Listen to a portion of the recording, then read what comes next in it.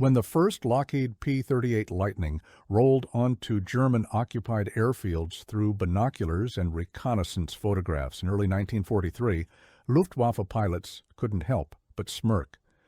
The twin-boom configuration looked bizarre, almost comical. Some called it the Gabelschwanz-Teufel, the fork-tailed devil, though not yet with the fear that name would later carry. Others simply laughed, pointing at the ungainly silhouette with its central nacelle and twin tail booms stretching back like the prongs of a tuning fork. How could this awkward-looking machine, they wondered, possibly compete with their refined Messerschmitt 109s and Focke-Wulf 190s? The answer would come screaming out of the clouds at over 400 miles per hour, guns blazing, in encounters that would fundamentally reshape aerial combat over Europe and the Pacific. The story of the P-38 Lightning begins not in the smoke and thunder of battle, but in the quiet offices of Lockheed Aircraft Corporation in Burbank, California, in 1937. The United States Army Air Corps had issued a specification that seemed almost impossible to fulfill. They wanted an interceptor, a high-altitude fighter capable of climbing to 20,000 feet in 6 minutes with a top speed of at least 360 miles per hour at that altitude and capable of flying for an hour at full throttle. These were extraordinary demands for the era. Contemporary fighters struggled to reach 300 miles per hour, and the idea of sustained high-altitude performance was still largely theoretical. Lockheed's chief engineer, Hall Hibbard, handed the project to a young, brilliant engineer named Clarence Kelly Johnson. At just 28 years old, Johnson was already making a name for himself in aviation circles. He approached the problem with fresh eyes and an unconventional mind. The Army's requirements essentially demanded more power than any single engine of the era could provide. So Johnson made a radical decision. If one engine couldn't do the job, he would use two, but not in the traditional twin-engine configuration with the engines mounted on the wings. Instead, Johnson designed something entirely new. He placed two Allison V-1710 engines on either side of a central pod that would house the pilot and armament. The engines would drive propellers that spun in opposite directions, counter-rotating to eliminate the torque effects that plagued single-engine fighters. Behind each engine, a long boom would extend back to support a horizontal stabilizer connecting them. The result looked like nothing anyone had ever seen before.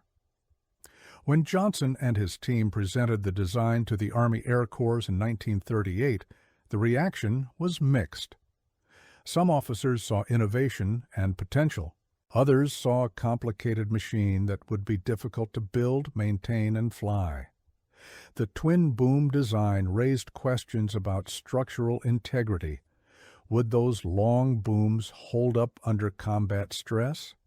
What would happen if one engine failed? Could a pilot control such a large, complex aircraft in a dogfight? The skepticism wasn't limited to the military. Other aircraft manufacturers looked at Lockheed's proposal and shook their heads. This was the company known for sleek, streamlined designs like the Electra. Now they were proposing something that looked like it had been assembled from spare parts. But the Army Air Corps saw enough promise to award Lockheed a contract for a prototype. On January 27, 1939, the XP-38 took to the sky for the first time. Lieutenant Benjamin Kelsey was at the controls, and the flight was brief but successful.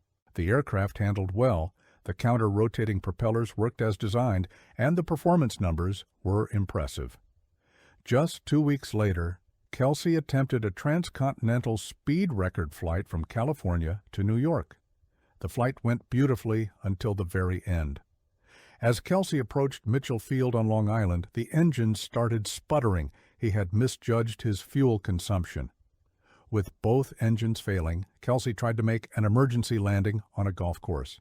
The prototype was destroyed, though Kelsey walked away. It was an inauspicious start, but the Army had seen enough. They ordered 13 service test aircraft, designated YP-38's.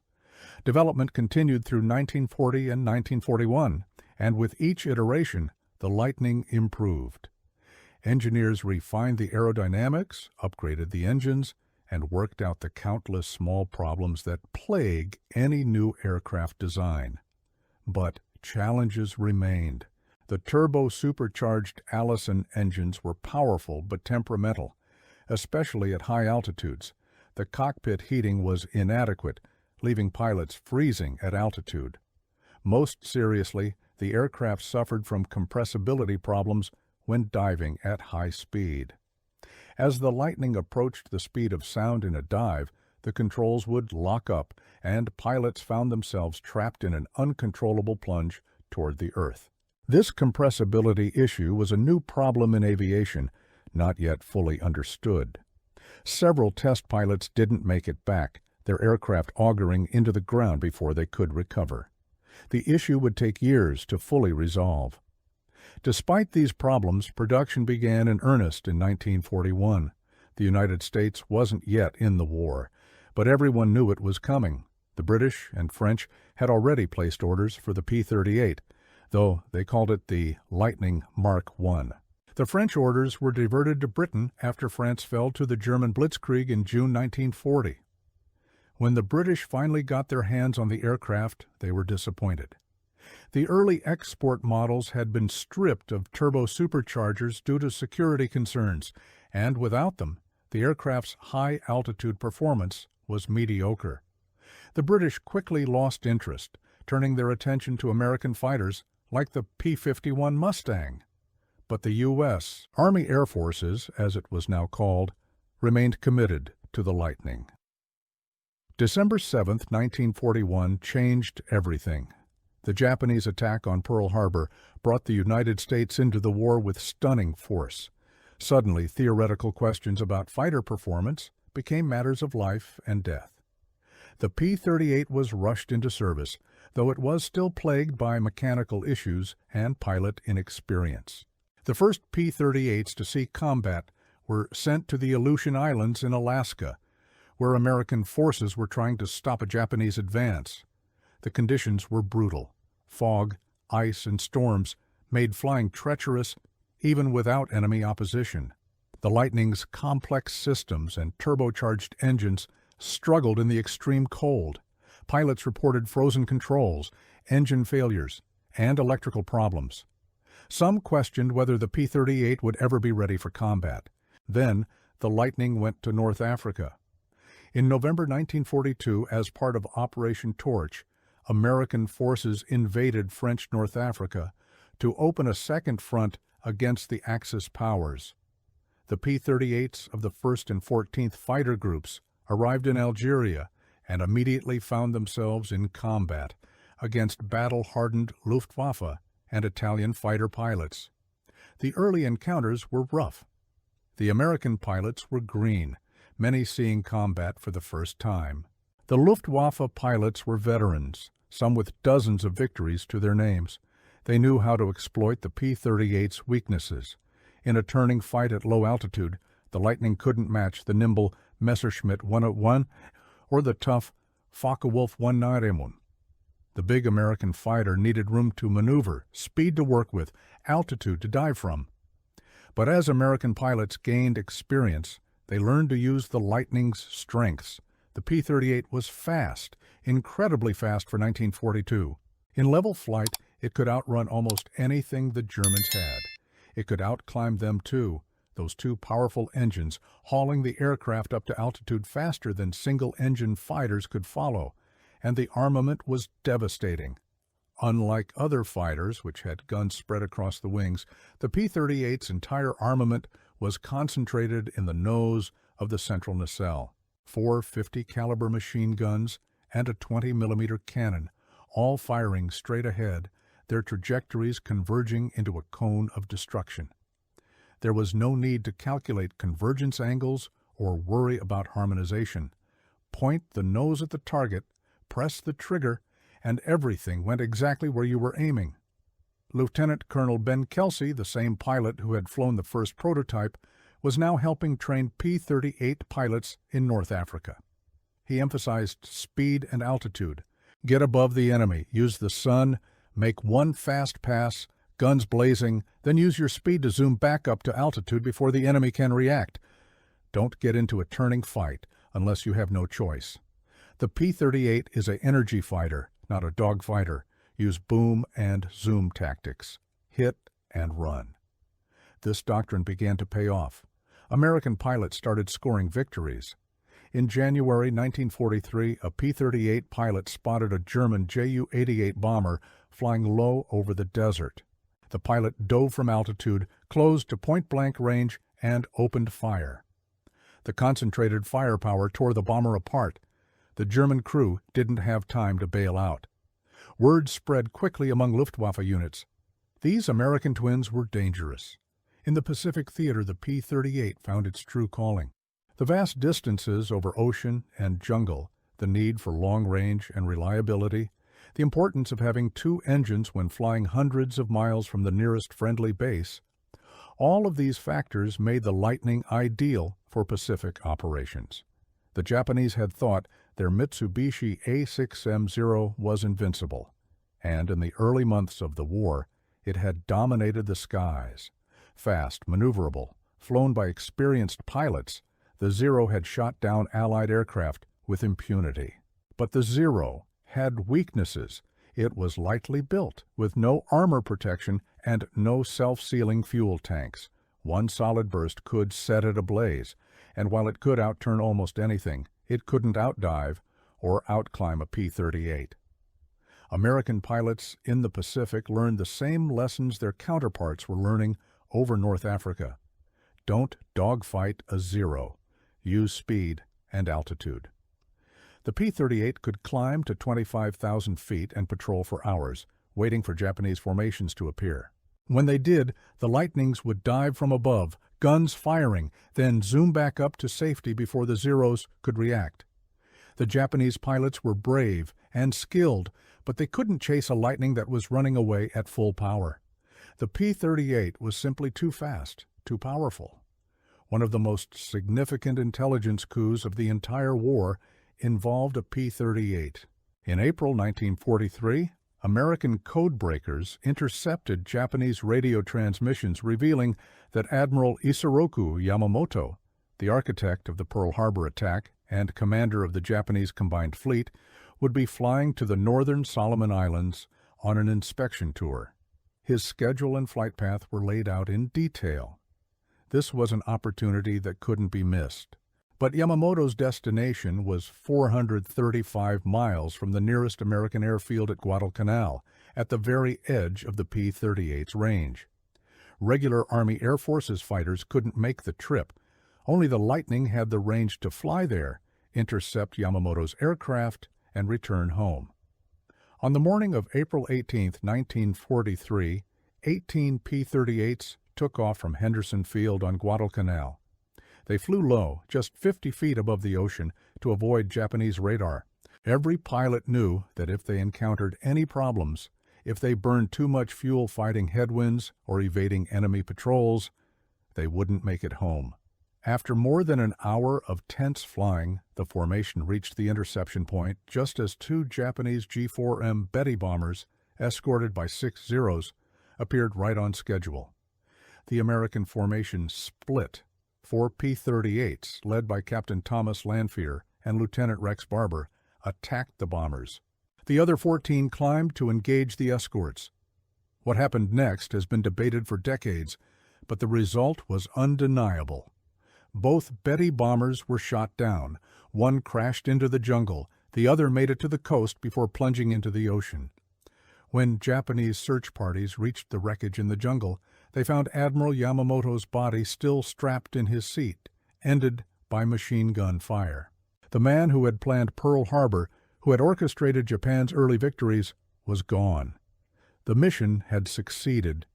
The P-38's had flown 870 miles round-trip, engaged and defeated a superior number of enemy aircraft, and eliminated one of Japan's most capable commanders. It was one of the most daring and successful long-range fighter missions of the entire war. Back in Europe, the P-38 was proving itself in a different kind of mission, long-range bomber escort. In 1943, the 8th Air Force was conducting a massive strategic bombing campaign against Nazi Germany. Huge formations of B-17 Flying Fortresses and B-24 Liberators were flying deep into German territory to strike at factories, oil refineries, and transportation networks. But the bombers were taking horrific casualties. Without fighter escort, they were vulnerable to swarms of German fighters. The Luftwaffe had developed devastating tactics, attacking from head-on where the bombers' defensive guns were weakest, using cannon and rockets to break up formations. Bomber crews were being lost at an unsustainable rate.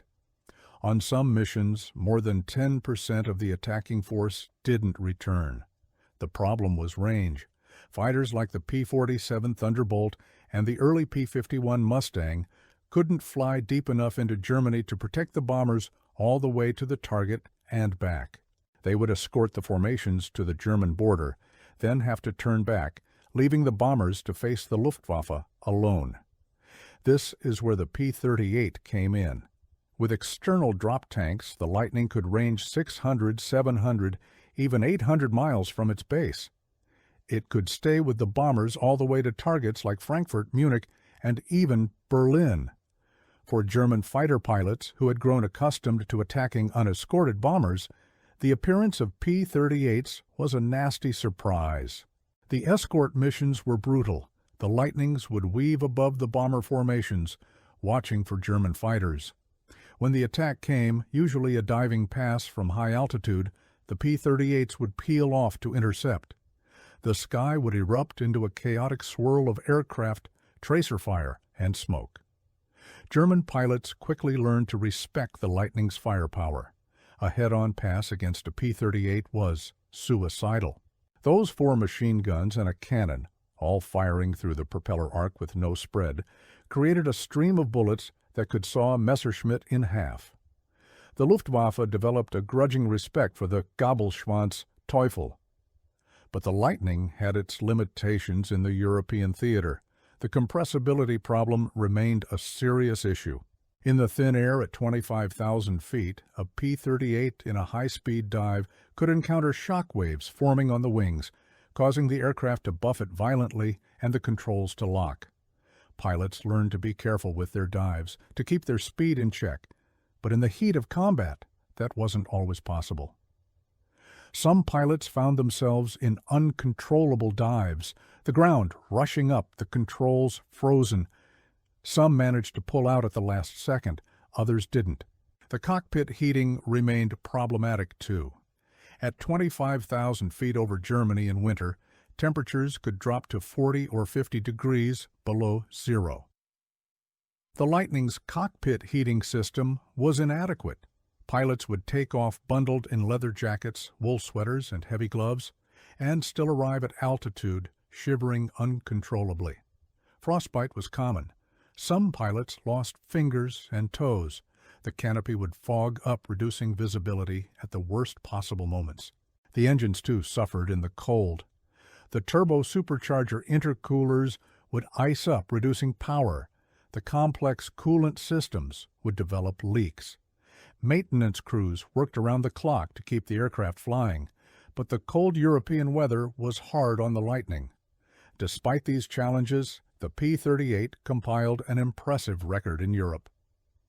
By late 1943, P-38 pilots had claimed hundreds of German aircraft destroyed. The 55th Fighter Group, based in England, became one of the top-scoring groups in the 8th Air Force. Pilots like Jack Ilfrey and Robert Verlakas became aces, each with 5 or more confirmed victories. The Lightning was fast enough to catch the Germans, heavily armed enough to destroy them, and long-ranged enough to fight anywhere over occupied Europe. In the Mediterranean theater, where the weather was warmer and the fighting often at lower altitudes, the P-38 excelled. The 82nd Fighter Group, flying from bases in North Africa and Italy, racked up an extraordinary record.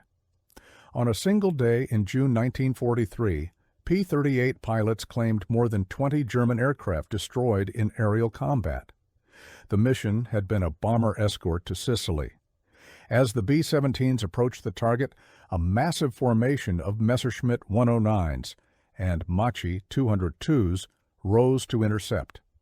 The P-38's dove into the enemy formation, guns hammering. The Italian fighters, outmatched by the powerful American twins, broke and ran. The German pilots stood and fought, but the Lightning's advantages in speed and firepower proved decisive. Bomber after bomber released its payload and turned for home without suffering a single loss. The escorting P-38's had done their job perfectly. One of the most successful P-38 pilots in Europe was a quiet Californian named Jack Ilfrey. By the time he finished his tour, Ilfrey had 8 confirmed victories and at least as many unconfirmed. But his story illustrates both the Lightning's capabilities and the dangers its pilots faced. In one engagement over France, Ilfrey was escorting B-24s when a formation of Focke-Wulf 190s attacked. Ilfrey and his wingman dove to intercept. The Germans were good, veteran pilots who knew their business. In the swirling dogfight that followed, Ilfrey found himself on the tail of a FW-190, guns blazing. Pieces flew off the German fighter, and it rolled over and went down. But now Ilfrey was alone, separated from his squadron, deep over enemy territory. He shoved the throttles forward and dove for the deck, the Lightning's speed saving him as German fighters tried to follow.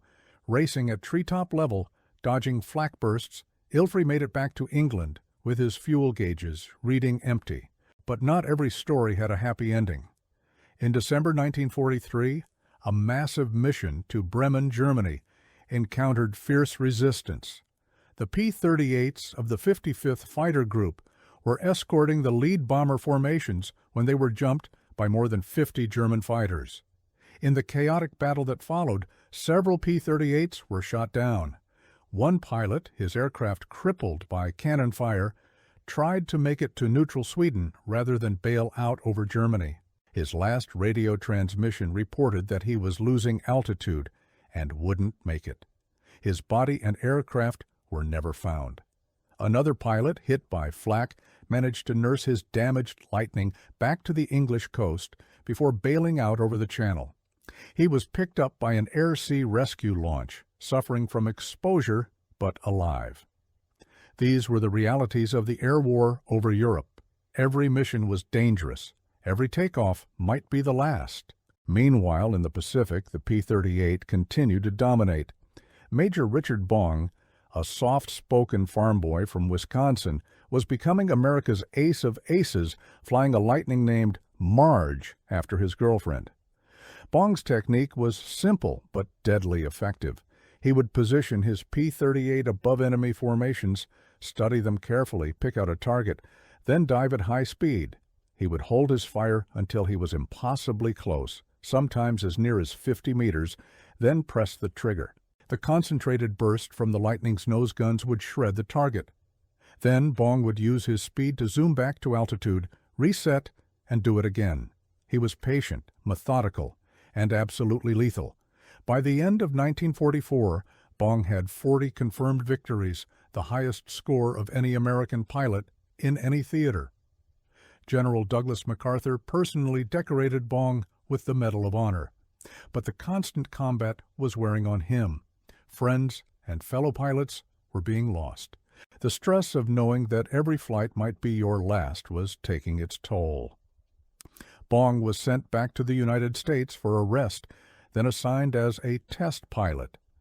Tragically, in August 1945, just as the war was ending, Bong was performing an acceptance flight on a new P-80 Shooting Star jet fighter when the engine failed on takeoff.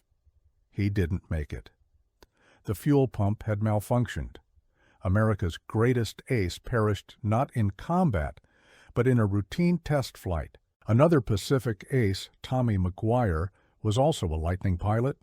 McGuire was competitive and aggressive, constantly pushing himself to match and exceed Bong's score. By January 1945, McGuire had 38 victories, just 2 behind Bong. On January 7th, McGuire was leading a flight of 4 P-38's on a patrol over the Philippines when they encountered a single Japanese Ki-43 Oscar fighter. McGuire dove to attack, but the Japanese pilot was skilled. A dogfight developed at low altitude, exactly the kind of fight the P-38 was least suited for. McGuire pushed his Lightning too hard, trying to turn inside the nimble Oscar. The P-38 stalled and went into a spin at just 200 feet. There wasn't enough altitude to recover. McGuire's Lightning crashed into the jungle. He was 24 years old. These losses hit hard, but they didn't diminish the Lightning's reputation. In the Pacific especially, the P-38 was feared and respected. Japanese pilots learned to avoid combat with the twin-tailed American fighters whenever possible. One Japanese ace, interviewed after the war, said that encountering a formation of P-38's was like meeting angry hornets. The Lightning's speed meant it could engage or disengage at will. Its firepower meant that any hit was likely to be catastrophic. And its range meant that nowhere was safe. The P-38 could escort bombers to the most distant targets, patrol over vast stretches of ocean, and loiter over invasion beaches to provide air support. The Lightning also excelled in other roles beyond pure fighter combat. Photo reconnaissance versions, stripped of armament and equipped with cameras, flew some of the most dangerous missions of the war. The F-4 and F-5 variants, as they were designated, would fly alone and unarmed, deep into enemy territory to photograph targets for bombing missions or to assess battle damage. These pilots relied entirely on speed and altitude to survive. Many didn't. One F-5 pilot on a mission over northern Germany was intercepted by a flight of Me-262 jets. The German jets were even faster than the Lightning. The F-5 pilot shoved his throttles through the stops and dove for the deck, weaving desperately as cannon shells tore the air around him. Somehow, he made it back to base, his aircraft riddled with holes but still flying. The photographs he brought back were crucial for planning the next day's bombing raids. The P-38 also served as a fighter bomber, carrying bombs and rockets to attack ground targets. In the grinding campaigns to retake the Philippines and push toward Japan, P-38's struck Japanese airfields, supply depots, and shipping. They would come in low and fast, drop their ordnance, then strafe anything that moved with machine gun and cannon fire. These ground attack missions were dangerous. Japanese anti-aircraft fire was intense and accurate. Many P-38's were hit by flak, their pilots forced to bail out or try to make it back to base, with damaged aircraft barely holding together. As the war progressed into 1944 and 1945, the Lightning faced increasing competition from newer fighters. The P-51 Mustang, with its extraordinary range and excellent high-altitude performance, began to replace P-38's in many European units. The Mustang was simpler, cheaper to build, and easier to maintain. In the cold skies over Germany, it often performed better than the Lightning. But in the Pacific, the P-38 remained the fighter of choice. Its twin engines provided a safety margin when flying over vast expanses of ocean. Pilots knew that if one engine was hit, they still had a chance of making it home on the other. That was a comforting thought when the nearest friendly base was 400 miles away. One of the most remarkable P-38 missions of the entire war occurred in September 1944. A formation of P-38's from the 5th Air Force was escorting B-24 bombers on a raid deep into the Philippines. As the formation approached the target, it was intercepted by more than 60 Japanese fighters. A massive dogfight erupted. The P-38 pilots, outnumbered 3-1, fought with desperate courage. They stayed with the bombers, driving off attack after attack, shooting down Japanese fighters while dodging return fire. When the bombers finally turned for home, having dropped their ordnance, the P-38's counted their losses. 3 Lightnings had been shot down, their pilots lost. But the bombers had all made it home safely. 23 Japanese fighters had been confirmed destroyed. It was a costly but decisive victory. The Lightning's concentrated nose armament proved particularly effective in ground attack missions. In one famous incident, a P-38 pilot spotted a Japanese destroyer in a harbor in the Philippines. The ship was moored to a dock, unloading supplies. The pilot approached at wave-top height, skimming just above the water to avoid radar detection. As he closed on the destroyer, he pulled up slightly and opened fire. The 450 caliber machine guns and 20mm cannon poured fire into the ship's superstructure. Sailors scattered. The pilot made 3 passes, each time raking the destroyer with fire. By the time he departed, the ship was burning from stem to stern. It sank at its mooring that night. The concentration of firepower, all aimed at exactly the same point, made the Lightning devastatingly effective against point targets like ships, trains, and bunkers. But the Lightning wasn't invincible. Japanese flak was deadly, and Japanese pilots, though often outmatched, were brave and determined.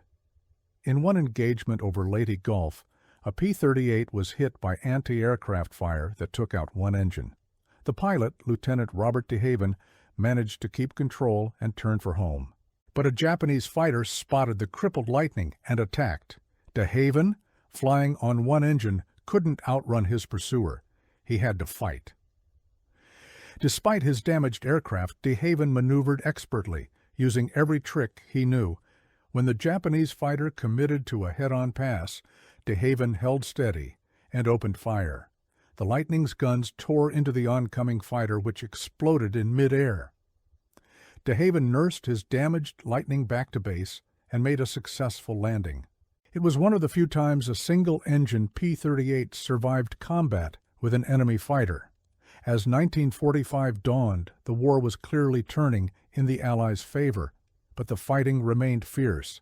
In Europe, Germany was being crushed between Allied advances from the west and Soviet advances from the east, but the Luftwaffe still fought with skill and determination.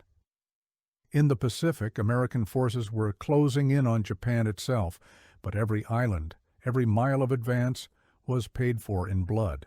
The P-38 continued to fly and fight in both theaters. One of the last major air battles involving P-38s in Europe occurred in March 1945. A massive formation of bombers was attacking targets deep in Germany. The P-38s of the 474th Fighter Group were part of the escort. As the formation penetrated German airspace, it was attacked by a large force of German jets, Me-262s and R-234s, along with conventional fighters. The German jets were fast, too fast for the P-38s to catch in level flight. But the American pilots were experienced now, veterans of hundreds of hours of combat. They knew that the jets were vulnerable during takeoff and landing. As the German jets made their attack passes and then turned for home low on fuel, P-38 pilots were waiting. They caught several jets at low altitude, low speed, and shot them down. It was one of the last gasps of the Luftwaffe. In the Pacific, P-38s participated in some of the final air battles over Japan itself. Flying from bases in Okinawa and Iwo Jima, they escorted B-29 super fortresses on their devastating firebombing raids against Japanese cities. Japanese fighter opposition was sporadic now. Most of their experienced pilots were gone, their aircraft reserves depleted. But the Japanese fought on with desperate courage. Kamikaze attacks became common, Japanese pilots deliberately crashing their aircraft into American ships and formations. P-38 pilots found themselves flying combat air patrol over the invasion fleets, shooting down kamikaze aircraft before they could reach their targets. One P-38 pilot, on patrol over the invasion fleet at Okinawa, spotted a Japanese bomber approaching at wave-top height. The pilot dove to intercept, closing rapidly. The Japanese pilot saw him coming and tried to dodge, but it was too late. The P-38's guns opened fire at close range. The bomber disintegrated, pieces scattering across the ocean. The pilot pulled up and resumed his patrol, knowing that somewhere in that burning wreckage was a Japanese pilot who had been willing to give his life for his country. There was no triumph in these encounters, only grim necessity. On August 15, 1945, the war ended. Japan had surrendered following the atomic bombings of Hiroshima and Nagasaki. The P-38 Lightning had been in combat for 3.5 years, from the Aleutians to North Africa, from the skies over Germany to the jungles of New Guinea. It had shot down more Japanese aircraft than any other Allied fighter. It had escorted countless bombers, protected innumerable ground troops, and proven that unorthodox thinking could produce extraordinary results. The statistics were impressive. P-38 pilots had claimed more than 1,800 Japanese aircraft destroyed in the Pacific and several hundred more German aircraft over Europe and the Mediterranean. More than 10,000 Lightnings had been built, but behind those numbers were thousands of individual stories of courage, sacrifice, and skill. Young men, many barely out of their teens, had climbed into those twin-boomed fighters and flown into combat against experienced, determined enemies. The Lightning had its flaws. The compressibility problem was never fully solved during the war, though later variants with dive recovery flaps helped. The cockpit heating remained inadequate for European operations. The complex engines and systems made it harder to maintain than simpler fighters. But its strengths, speed, range, firepower, and the safety of two engines made it invaluable in the Pacific and a significant contributor in Europe. After the war, Kelly Johnson, the engineer who had designed the Lightning, went on to create some of the most advanced aircraft in history. The U-2 spy plane, the SR-71 Blackbird, the F-104 Starfighter, all came from his drawing board. But he always spoke fondly of the P-38, his first great success. In interviews later in life, Johnson recalled the day he first saw combat footage of P-38's engaging Japanese Zeros over New Guinea. The Lightnings were diving out of the sun, guns blazing, ripping through the Japanese formation with impunity. It was exactly what he had envisioned when he designed the aircraft, a fast, powerful fighter that could dominate through speed and firepower rather than traditional dogfighting. The pilots who flew the Lightning had mixed feelings about it. Some loved it, praising its stability, its firepower, and the comfort of having two engines. Richard Bong, when asked about his secret to success, would simply say, "Get close before you shoot, and the airplane does the rest." Others found it too big, too complex, too unforgiving of mistakes. The Lightning demanded respect. It would take care of you if you treated it right, but it would bite you hard if you made a mistake. One veteran P-38 pilot, interviewed 50 years after the war, remembered his first combat mission. They had taken off from Henderson Field at dawn, a dozen Lightnings heading north to intercept Japanese bombers. He was so nervous he could barely breathe, his hands shaking on the controls. Then they spotted the enemy formation, twin-engine Betty bombers escorted by Zeros. His flight leader called for the attack, and suddenly there was no time for nerves. They dove, and he found himself pointing at a bomber, pressing the trigger. The Lightning shuddered as the guns fired. Tracers reached out, converged on the bomber, and pieces started flying off. The bomber's wing folded, and it went down, spinning. He had barely processed what had happened when a Zero flashed past, cannon fire tearing the air. He broke left, hard, pulling until his vision grayed. When he recovered, the Zero was gone. The whole fight lasted maybe 2 minutes. Then they were heading home, fuel running low, the other pilots on the radio confirming victories and checking for damage. He looked down at his hands on the controls. They were steady now. He was no longer a novice. He was a combat pilot. Stories like these played out thousands of times across both theaters of the war. The P-38 Lightning, that odd-looking fighter that German pilots had initially laughed at, had proven itself in the most demanding test imaginable: combat against skilled, determined enemies fighting for their survival. The twin booms that had looked ungainly on the ground made perfect sense in the air, where they allowed for a sleek, fast design with good handling characteristics. The concentrated nose armament that seemed like a gimmick turned out to be devastatingly effective, allowing pilots to put all their fire exactly where they were aiming. The twin engines that added complexity also added safety and power, hauling the Lightning through the air at speeds that left enemies struggling to keep up. In the end, The P-38 Lightning earned its place in aviation history not through clever marketing or bold claims, but through the sweat and blood of the pilots who flew it into combat. They took an experimental, unconventional design and turned it into a weapon that helped win the war. The Luftwaffe pilots who had once laughed at the twin-boomed fighter learned to fear and respect it. The Gabelschwanz Teufel had proven that, in aerial combat, innovation and determination could overcome tradition and experience. The Lightning's legacy extended beyond its combat record. The lessons learned from its high-speed performance problems contributed to the understanding of compressibility and transonic flight, knowledge that would prove crucial in the development of jet aircraft. The concept of concentrated nose armament would be adopted by many post-war fighters. The idea that an unorthodox design could outperform conventional aircraft if it was engineered correctly influenced generations of aircraft designers. Today, only a handful of P-38 Lightnings remain airworthy. They appear at air shows, their distinctive twin-boom silhouette instantly recognizable, their counter-rotating propellers still turning. When one of these survivors roars overhead, it's not hard to imagine what it must have been like to see them in combat. Diving out of the clouds, guns hammering, tearing through enemy formations with speed and firepower that seemed almost supernatural to the pilots who faced them. The sound of those twin Allison engines, the sight of that fork-tailed profile, these were the last things hundreds of Axis pilots ever saw. The P-38 Lightning was more than just an aircraft.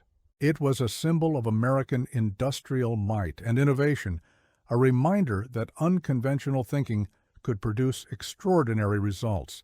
The engineers who designed it, the workers who built it, the ground crews who maintained it, and especially the pilots who flew it into combat, all contributed to its success. When Kelly Johnson sketched out that first twin-boom design in 1937, he couldn't have known that he was creating a legend. But that's exactly what the Lightning became, a legend forged in the fires of the most destructive war in human history, a twin-tailed devil that laughed last. The German pilots who had once mocked the ungainly-looking American fighter learned their lesson the hard way. At 50 meters with guns blazing, there was nothing funny about the P-38 Lightning.